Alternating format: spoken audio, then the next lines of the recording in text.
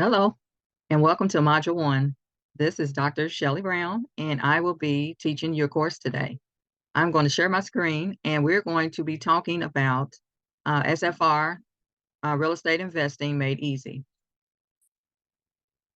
So I'm going to share my screen.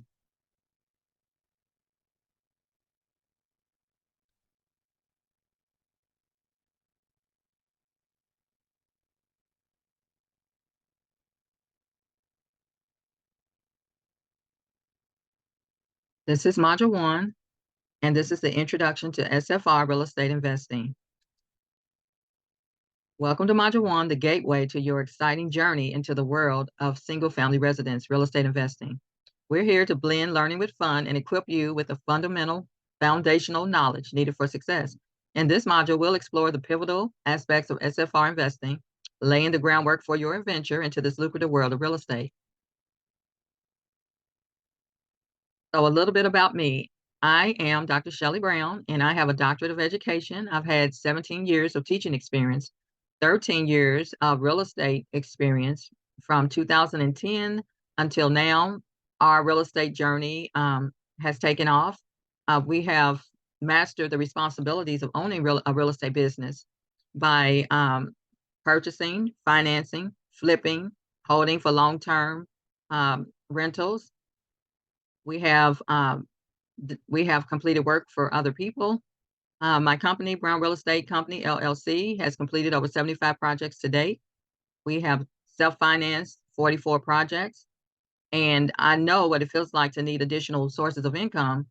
So this is why I have created this course to help you not to make some of the mistakes that we made in the beginning and to make your journey a little bit better. Real estate has allowed me to build a legacy of generational wealth, and it has also given me a heart to teach others to do the same. Topic 1, why SFR real estate investing? So why choose SFR investing? It's like having your own slice of real estate pie. We'll dive into the reasons why SFR investings are a popular choice, from stability and demand to the potential for passive income through rentals. So I'm showing you why real estate or SFR real estate is because it's the best long-term investment by income category. With real estate, comparing to stocks and mutual funds, bonds, gold, and savings accounts and CDs. And you see in the less than 30,000, gold is ahead of real estate by just a couple of percentages. But as you go up further from 30,000 to over 75,000, you see that real estate is the leading long-term investment. Also, it's America's choice of best long-term investment. Real estate is 35% of America's best choice compared to stocks, which is 22%, gold, 17%, savings accounts, 15%, bonds, 7%, and everything else is 7%. So the way to get started with real estate is to quit talking and begin doing. And that's a quote from Walt Disney. Think of SFR investing as your ticket to financial independence in the real estate realm. Plus, who doesn't want a reliable source of income that keeps knocking on your door? So what are the benefits? There are benefits galore. SFR investing is like a superhero with a cape made of cash flow, tax advantages, control over your financial destiny. So we're going to unravel these benefits to showcase why SFR investments might just be your superpower in the real estate universe. So cash flow. Cash flow in single-family residence real estate investing refers to the net income generated from the investment property after deducting all operating expenses from rental income. So once your tenant pays their rent and you pay the expenses and the repairs, whatever is left over is the cash flow from that particular property. It's a crucial metric that investors use to assess the financial performance and profitability of a rental property. So there are two types of cash flow. There's positive cash flow and there's a negative cash flow. So positive cash flow is the money that you have and are able to put into your pocket. But a negative cash flow is when the rent does not cover the operating expenses and the mortgage of the property. So some investors aren't bothered by negative cash flow because they are taking into account the appreciation of the property. and they know that in years to come that the appreciation will be a great benefit in the end. So the cash flow formula is rental income minus operating expenses minus financing costs. So if you have money left over, you have a positive cash flow. If you do not, then you have a negative cash flow. So some of the tax advantages of having SFR real estate, some of the advantages for investors are depreciation, mortgage interest deduction, property tax deduction, operating expenses, home office deduction, capital gains tax treatment, and a 1031 tax exchange. And there's other additional advantages for having investment properties. So understanding and leveraging these tax benefits can significantly enhance the overall profitability and financial efficiency of real estate investments.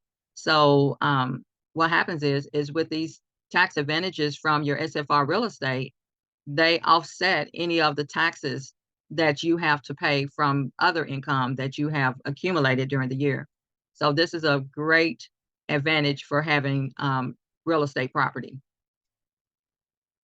So another reason for SFR investing is that it will change your destiny and build your portfolio quickly. So here are a couple of things that you can do that will help to build your portfolio quickly. So we have the BRRRR, which is the BRRR, which stands for you're going to buy a property. And single family residential property is 1 to 4 units. So it could be a single house, a duplex, a triplex, or a fourplex. So you're going to renovate the property, you'll rent it out, you're going to refinance the property, and the equity that's in the property you will receive at closing, and you would repeat the process and take that money and buy another property. You're going to renovate that, rent it out, refinance, and you're just going to keep continuing to repeat the same steps. Now, house hacking is something that you might want to do if you don't have the required down payment for investors. The required down payment for investors is 20 to 30% of the purchase price. So if you don't have that, then another way that you could do this is by what we call house hacking. And that is where you purchase a 1 to 4 unit, and it would be your primary residence for 1 year and 1 day. And so you would have to put down 3.5%, and that is if your credit score is a 580 or above. If it's below that, then you would have to put down 10% of the purchase price. So like I said, you would live in the unit for 1 year and 1 day, and you would rent out the other units to help pay down the mortgage. And you would rinse and repeat on this as well. And a lot of people do this in order to increase their portfolio quickly without having to put down a lot of cash. And it requires you to live in the property for 1 year and 1 day. So if you're a person who doesn't mind moving around and being in the property, then this could be a great way for you to get into real estate investing and also increase your portfolio quickly. So the other, I'm going to move myself up a little bit so we can see the next one. So the other way that you could get into real estate investing is creative financing. And I have actually used this as well, where the seller of the property actually finances part of the deal. So the deal that I have right now is that we put down $30,000, and it was a $100,000 property, and the sellers financed the other $70,000. So that worked out well for us, and then we were able to put that house on Section 8, and we have a $700 cash flow from that property. The next one is the lease with the option to buy, which means that you put down a pretty good size, maybe like a 10% of the purchase price, and you actually rent the property, and part of your rent goes towards paying off the property, buying the property. And then you have subject to mortgage assignment, which means that you actually take over a mortgage of a homeowner who is struggling with selling their property, or they're struggling with making the mortgage payment, or they just want to get out of a rental situation where they have tenants and they're trying to actually get out of that agreement they have with the tenant. So you would come in and they would sign over the mortgage to you, and you would just make the payments from there. So the advantage of the subject to is that you actually get the interest rate of the mortgage that you're taking over. So for example, if the home interest rates are 8%, and you take over a subject to mortgage and they got the mortgage at 3.5%, then you actually get the advantage of the lower interest rate. So these are some really good ways that you could build your portfolio quickly and um, and change your destiny. So what are the risks? There are risks to everything, of course. So every superhero has their kryptonite, and for SFR investments, there are risks as well. So property management challenges. So some property management challenges could be if you're having issues with a tenant, having issues communicating with the tenant, or they're not paying their rent, or any kind of issues you're having with the tenant. Property management actually helps you with that. So if you don't have property management and you're a mom and pop um, business, and you're the property management, then you have to really have some great communication skills in order to deal with your tenants sometimes. Because sometimes some tenants are challenging, and you have to have the skill set to be able to cordially deal with them. Okay, market fluctuations. Sometimes the market might fluctuate as far as with property values. So if you purchased a property and the property valuation was $100,000, and you happen to have a market fluctuation that decreases everybody's property value by 14% or 10% or whatever percent, then your appreciation in your home has decreased. So this is something that you would have to use the long game on, because the appreciation will come back. But sometimes we go through those seasons where there are market fluctuations where the market goes down. The next one risk could be a vacancy. So the problem with having one unit at a time is if you have a vacancy in that unit that's a single family residence, then you have 100% vacancy because you only have that one unit. However, if you have a fourplex, then if you have one vacancy, that percentage goes down to 25% vacancy. So you see how the vacancies can affect your bottom line depending on what kind of property you have, depending on what kind of property you have. So also, another risk is damages. So damages can be significant sometimes if you have not vetted your tenant correctly, or something happened in the property where they had lots of damage going on, and you as the landlord or the homeowner, you have to fix those damages.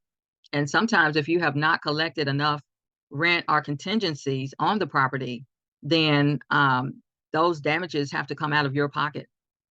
So that's the reason why you want to have that property management piece in place, because you want to make sure that you're putting tenants in there that's going to take care of your property, which decreases the risk of you having damages in there.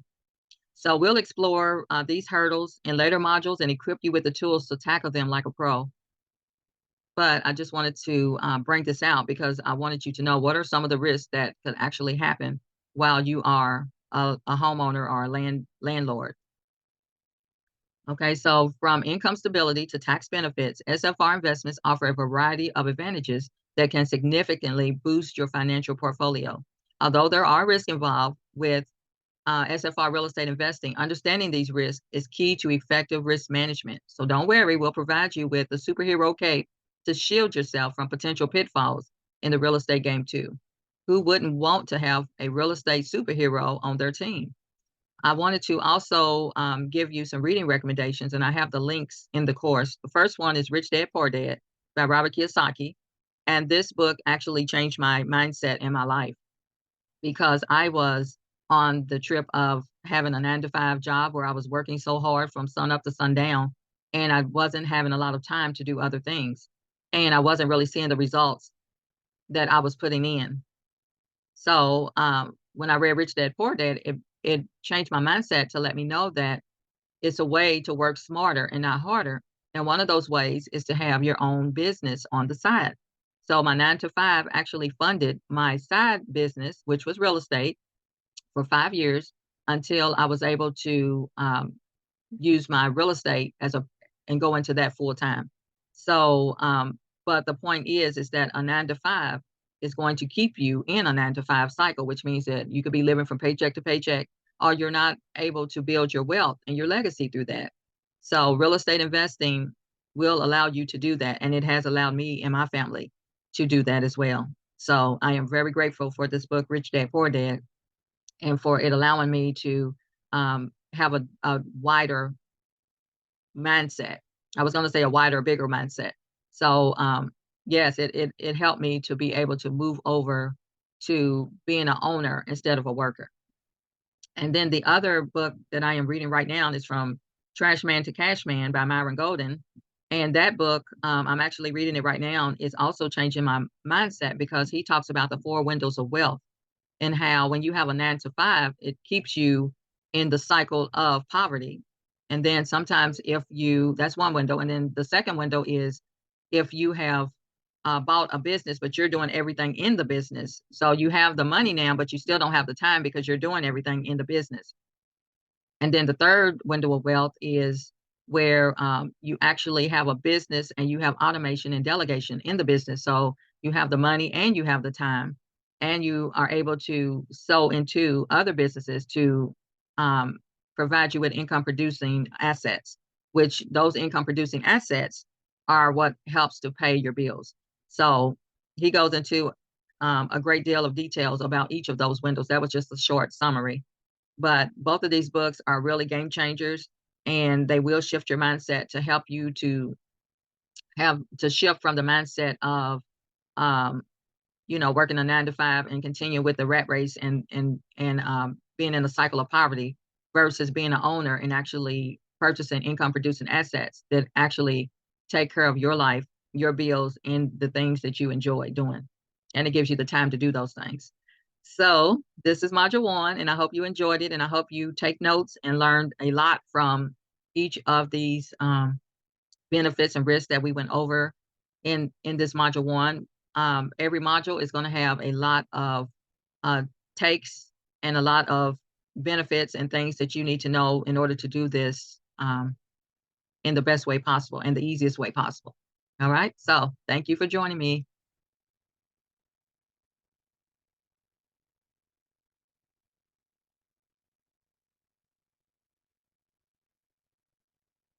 Also, there are, I almost forgot to say this, there are some assignments in the course. So the first one is just getting me to know you and your experiences with SFR real estate investing, whether you're a novice or you're a seasoned person.